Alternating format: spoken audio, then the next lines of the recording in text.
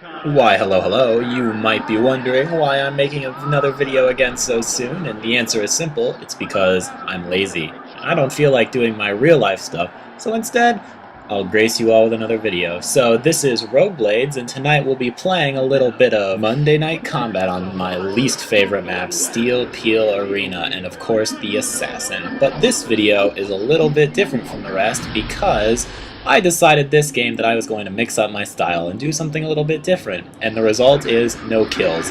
I played a game where I actively attempted to not get a single kill and just try to see how well that would go for me. And I would actually encourage a lot of other assassins, whether they be high-level players or intro-level players, to try this once in a while, because not only is it a lot of fun because you think completely differently. You think, okay, how can I get in and out and kill bots without killing pros and try to go unnoticed, and if I get noticed, how will I escape? It's a really different dynamic, and it helps you to learn a little bit too, because it makes you think. But there is a small disclaimer with this video. If you are at all concerned with your asinine star rating, you should avoid doing this because it will drop you like a sack of bricks. I think I played 2 or 3 games in a row trying out this strategy, and I went from a 5.2 star to a 4.1 star because I think the star system I've kind of figured out now is entirely based on your KD ratio. So, once again, if you are at all concerned with those stupid stars, and you really shouldn't be, then do not do this.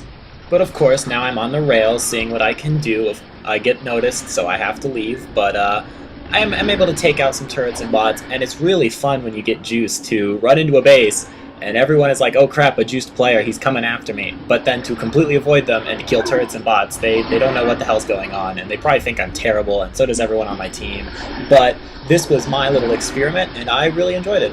I enjoyed playing my Samurai Jack style assassin, +1 for those of you who get the reference. I just wanted to kill me some robots because I don't hurt nobody, I'm a nice peaceful man.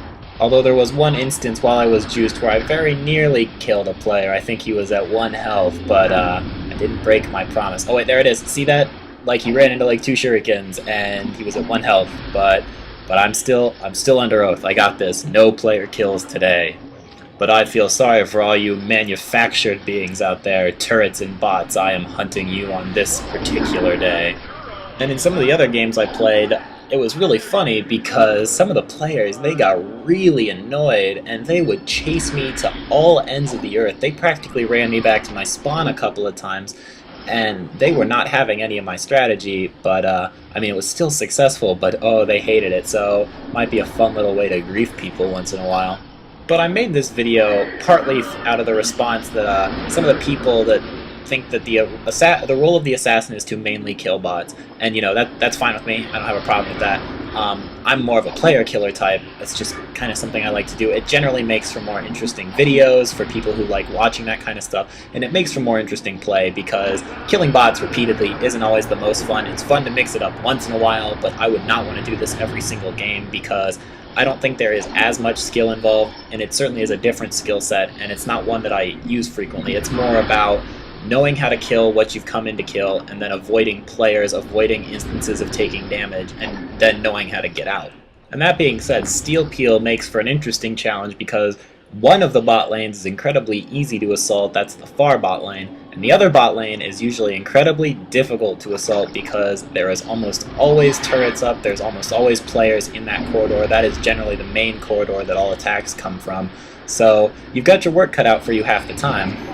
And a lot of times you get in over your head, like right here. I definitely should have been dead here, but I got lucky, and with this strategy, you sometimes forget that you're even playing against players since you're just avoiding them most of the time, and it can be a real wake-up call when all of a sudden someone is right next to you shooting you, or there's a fire base. And there was that assassin. I had no intention of killing her. I just wanted her to know that I knew she was there to maybe give her pause about running into our base. And so now it looks like I have juice, and I'm going to run to the base and see what I can fuck up. And there's that fire base. It's going down. Level 1 laser blazer. Why would you build that? And there's a jackbot. I'm going to take care of all of this stuff, jackbot included. And there goes my juice. It goes down. So I get the full value for killing this jackbot. Oh crap, an assassin. Time to go. Bomb jump out of there. And this is good. If you need to get away on Steel Peel and you are in their base, sometimes the best option is to go for their gravity lift because that puts you relatively out of danger quickly, whereas trying to just run out could put you in the way of players, turrets, bots, any number of things. But I am just constantly keeping my eye on players and bots, and I go for something a little unorthodox for me, and that's buying Sprint 2. And I feel like this style of play, you need a little bit higher mobility because you might have to sneak in and kill bots during a rather unpleasant time. So I take Sprint 2 just to give me a little bit more of an edge on the running game. The other assassin does all of my work for me, it looks like, so I get a nice little free pass there to kill some more bots, and take out that lane with no problems. Like I said, the far lane is a joke when it comes to killing them because they're just there. And I happen upon a support, but I'm just going to ignore him. Not always the best decision, especially if they're an aggro support, because you ignore them and then all of a sudden they're in your face two-shotting you. And you don't want that. That is never fun. But I'm going to go down their back door and see what kind of mess I can cause. Try to take out some bots. Level 1 long shot turret on this map. Okay, another PSA for all you players out there who don't know this. This map is in a dome. You see that? There is a roof there. Do you not understand that roofs prevent things from going in them? I mean, this is simple stuff. This goes back to that thinking thing I said in one of my other videos. Just think a little bit. It's common sense, people. That is the end of that rant on a subject I have literally come across hundreds of times. Really, hundreds. Just going to keep making this little circle, trying to keep constant pressure on the bots. And with this style of play, it's great because keeping pressure on the bots means your bots are in their base messing stuff up.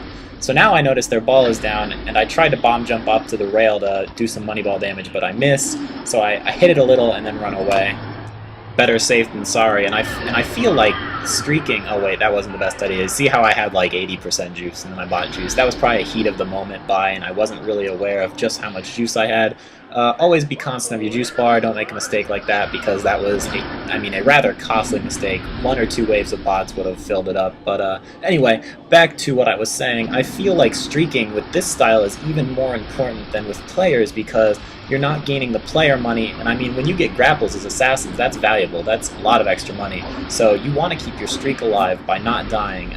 Bot streaks are very valuable and very easy to pick up, so be very mindful of players that are around you and try not to die whenever possible. But as you can see from my assault on the juice ball, or on the money ball, and my team, we are just in their base wrecking it. This isn't going to last much longer. I'm just going to put them out of their misery and finish this off. No big deal, there's the win. And you know, that's a little bit different for me. I had 87 bot kills, and if my math is right, which it could be completely wrong, I think I had more bot kills than anyone on my team combined. And it was fun. Definitely fun to do this once in a while. Like I said, I encourage anyone to try something like this. And not only do I encourage you, I challenge you. Maybe you should try something like this. Make a video response, try it, and see how you do, and just tell me if you liked it, if you didn't like it, if it worked for you or not. But that appears to be my time for this video. It was short, but so sweet. Until next time, it has been my pleasure. This has been Rogueblades. Stay sneaky.